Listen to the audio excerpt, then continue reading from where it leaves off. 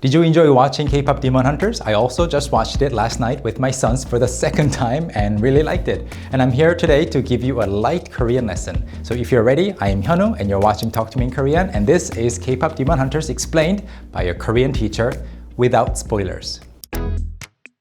First of all, Korean language fun facts for all Korean learners. The title, K-pop Demon Hunters, is the same in Korean. K-pop Demon Hunters. Is it the same? It's almost the same. But it feels longer in the Korean language, so people just call it Kaedaehan, Kaedaehan, just taking the initials. Kaedaehan.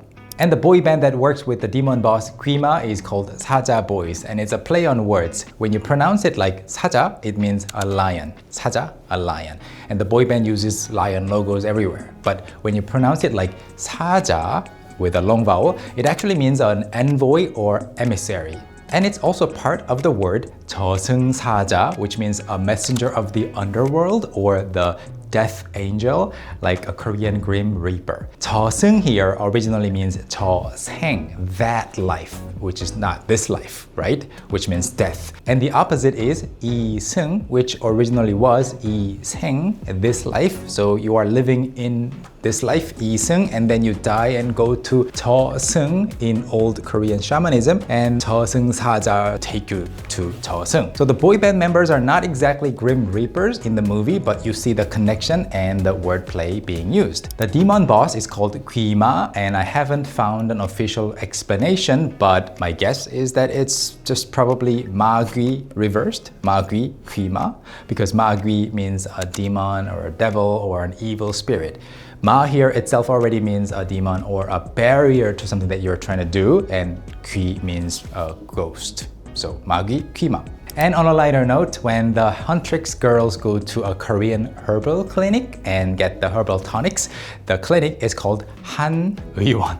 This is also a wordplay. 한의원, as a Korean word, means a Korean acupuncture and herbal clinic, and there, 의원 means a clinic. If a clinic has fewer than 30 beds for hospitalizing patients, it's categorized as a 의원 in Korea. And if it's a bigger hospital with 30 beds or more, it's called 병원 hospital. And plus, a doctor can also be called 의원, although it has different Chinese characters behind it. Throughout the whole movie, we see a cute tiger, 호랑이, and a magpie, 까치. And these two characters come from a famous genre of Korean folk paintings that were popular and widely enjoyed by common people hundreds of years ago during the Joseon dynasty. It's called 작호도. 작 means a magpie, and 호 means a tiger, and 도 means a painting. So it's a typical Korean style of painting, especially with these two animals together in one painting. In the original paintings though, the magpie didn't really have the three vertical Samsung Galaxy eyes like that on one side. Also, one fun fact about magpies, there's an old Korean belief that if a magpie chirps, it means a welcome guest is coming. 까치가 울면 반가운 손님이 온다. In the old days, people believed so because magpies are naturally very cautious birds with good memory. So if they see someone unfamiliar in the neighborhood, they will make noises. And as the story goes on and things happen in various parts of Seoul, you can see many familiar places that you yourself might have also visited, like the Seoul Tower, Naksan Park, etc., with slight creative modifications though. Because the Seoul Tower doesn't really have a giant amphitheater like in the movie. But still a very good spot to visit. 남산 타워에 올라가 볼게요. 저기 멀리 롯데 타워였나? There were also a lot of small Easter egg type elements that probably made you go, huh, I know what that is, or yeah, that's so true. While watching the show, for example, you see giant writings on the road saying 주차 금지, parking prohibited, no parking, and you see cars parked right on them, which is quite common in Korea. And when the girls eat at a restaurant, they put a napkin under the spoon and chopsticks, which is also quite common in Korea when people eat out.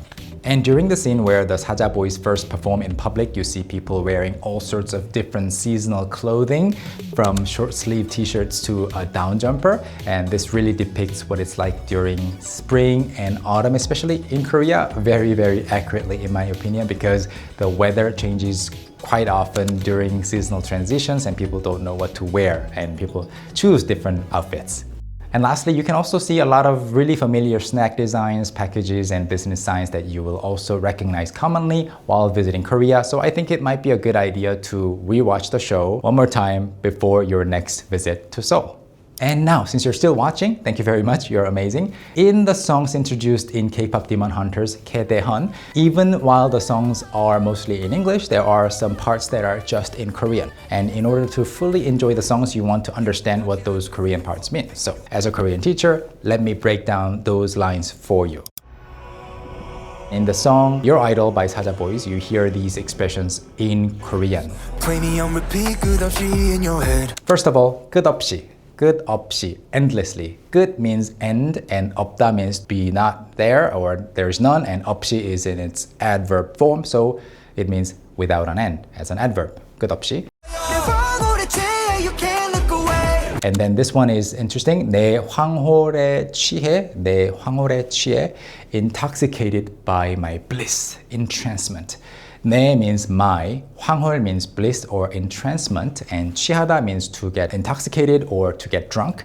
And this is a very poetic expression, and a more common everyday usage using the word 황홀 is actually in the form of 황홀하다, 황홀하다, which means that something is very splendid or someone is entranced by something splendid.